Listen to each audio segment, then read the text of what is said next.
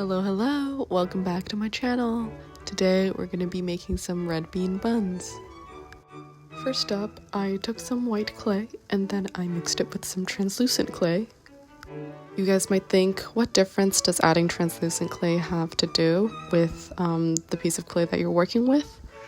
But basically, I think using white clay, just pure white clay, is a little too opaque. It doesn't show like the effect that it's been steamed.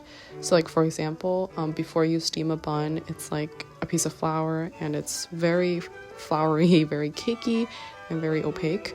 But once you put it in the steamer, there is like a layer of sheerness on top. So this is kind of what the translucent clay kind of does. There's like a layer of shine to it, and this usually comes when you steam the bun.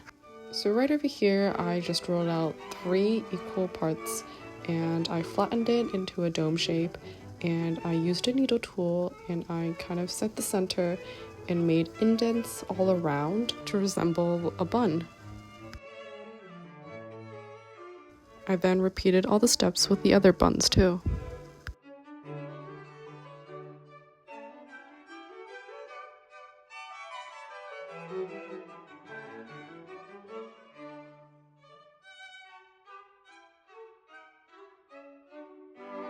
So here are the 3 buns. Then I actually made another bun and I used a blade and cut it in half, and I began texturing the inside with a needle tool.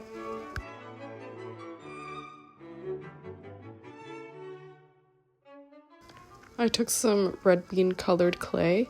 How to achieve this color was pretty easy. I just mixed brown and red together and I kind of just mixed it until I got a desired color. So I placed a tiny bit into the clay and then I began texturing it with a dotting tool.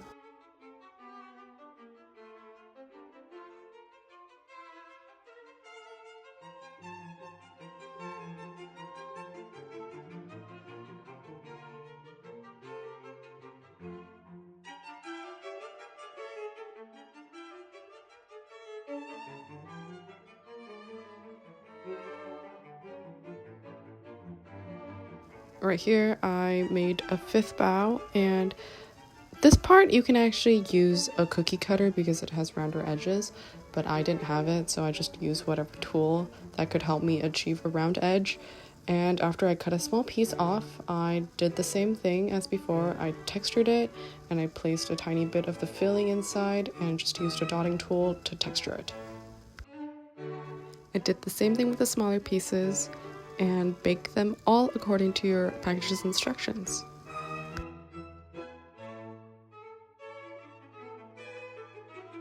So now, to make it even more realistic, I actually cut out a piece of parchment paper. It took a few trials. I kept trimming it down because it was a little too big.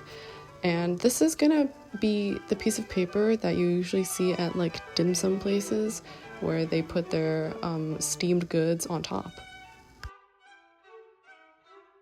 So after you made a circle, it should fit perfectly into the bamboo rack.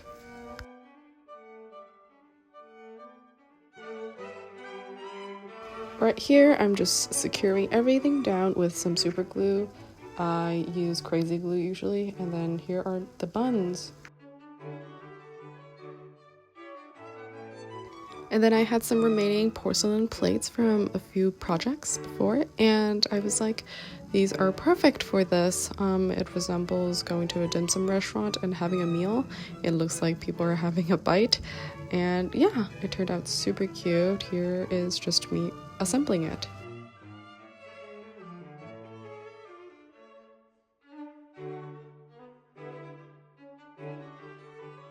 Now here is the finished product. Ta-da! I hope you guys enjoyed this project. This was pretty easy, I would say.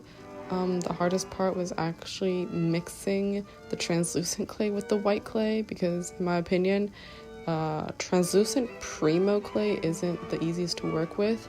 Sometimes it gets really hard and you just have to use maybe a hairdryer to warm it up. If you guys enjoyed this tutorial, please give it a thumbs up, and if you guys want to see future tutorials similar to this, or you want to make a suggestion, also comment down below and subscribe. And yeah, I'll see you on the next one. Bye bye.